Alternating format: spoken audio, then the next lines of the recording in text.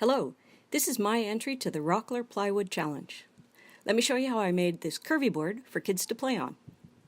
I made this out of one sheet of plywood, and if I hadn't screwed up, I could have made two curvy boards. But why do things the better way when screwing up teaches you so much more? So before the actual build begins, I'm making a form to bend the plywood around.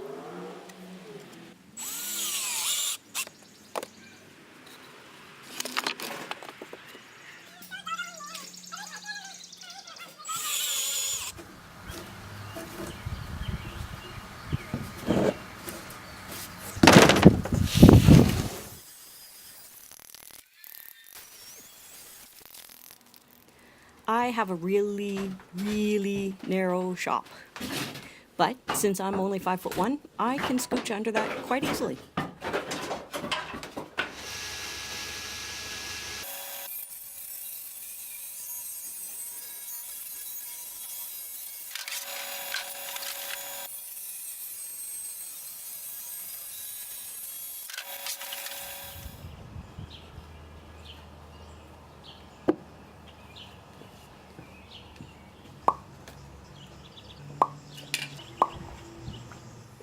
And here begins my first mistake. Bending plywood, or any wood, without soaking it probably won't work. I thought my charming personality would force the plywood to conform to the shape I wanted it to. Imagine my disappointment when I realized that my personality alone wouldn't conquer the world. Fortunately, that night we were expecting a torrential downpour. So my husband says, "Why don't you just leave the other pieces out overnight to get wet?"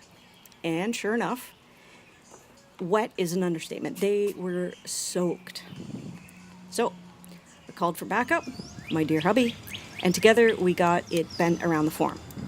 I left it to dry and hoped that it would hold the shape to some extent overnight, and it did. Hooray for hubby wisdom. Hubby. Looks like too high.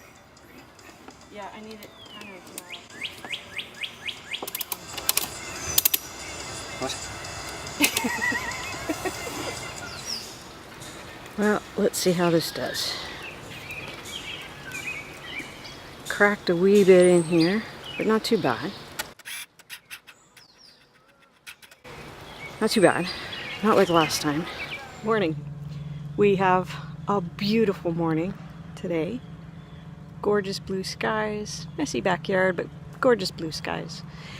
So let's see how this glue up. Well, not glue up.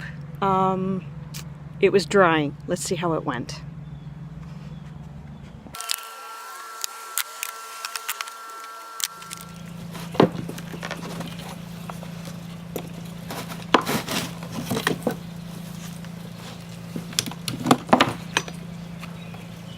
So my wobble board, or curvy board, or whatever it's going to be called, is not my design. I got the idea from a couple of people that have messaged me asking me if I could make it. I looked it up and said, nope, can't make it.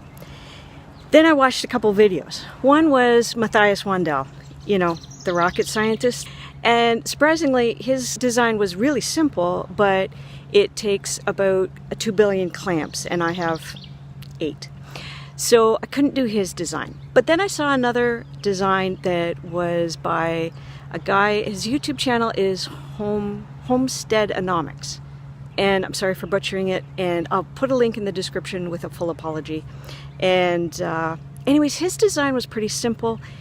It just used a form, and that's what I'm going with. Now, I watched it again today, the video, and realized I'm doing a couple things wrong. Well, different, anyways.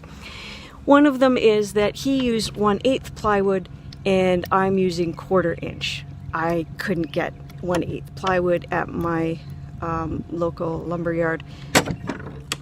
So, that's why my plywood was cracking the other day. But due to the apocalyptic rain that we had the other night, my plywood was drenched and it bent quite nicely.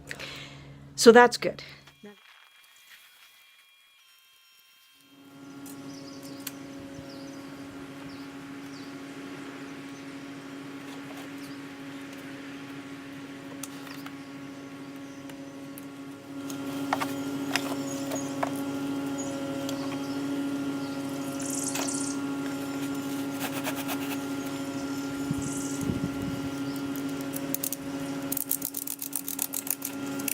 So my main camera died.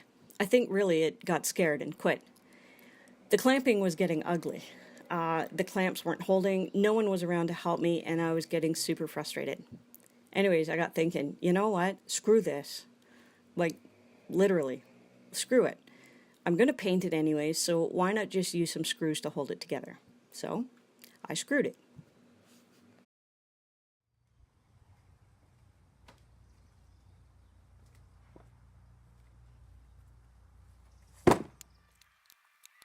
I left it to dry over the long weekend. In Canada, we get our May long weekend a week before the Americans. So it dried from Thursday to Sunday. And when I got home, I didn't even stop to change into my grubbies. I went straight to the workshop to see if it worked. And happy dance! Okay, yep, that's my over-the-top excitement right there. So then it was just a matter of trimming the sides flush, cutting the ends, put a bevel on it, round the corners, and sand. Of course, it always helps if the belt is attached to the motor of the table saw. It seems to cut better that way.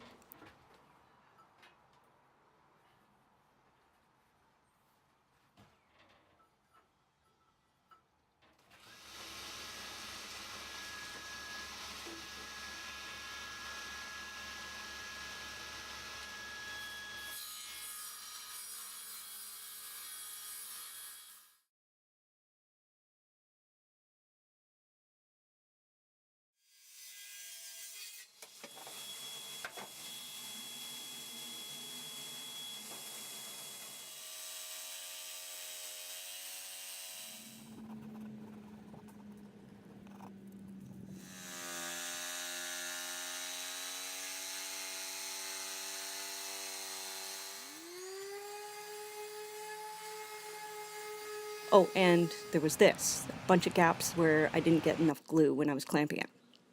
But some more glue and sawdust took care of that pretty easily. And was off to sanding. And more sanding. Lots of sanding. And actually, I really don't mind sanding too much. And being a kid's project, it had to be super sanded.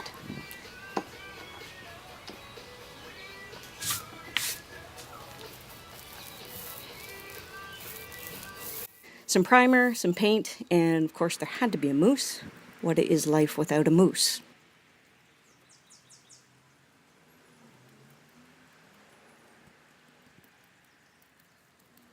Next time I make it, I'll only use 3 layers of plywood instead of 5.